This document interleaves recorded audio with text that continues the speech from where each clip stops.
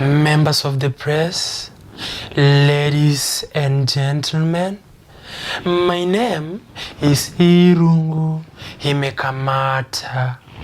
I'd like to take this opportunity to clarify something. People are saying that I knocked someone with a rungu. That is a lie. The only rungu that I know is the rungu that is on my name, IRUNGU, and not the other rungus or rungu. And secondly, I also want to clarify some other things. People have been saying that I've not been picking their phones, especially since that incident. That is a lie.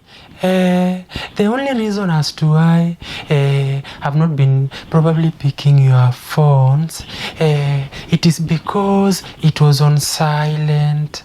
It did not have a ringtone. Otherwise, ladies and gentlemen, members of the press, thank you.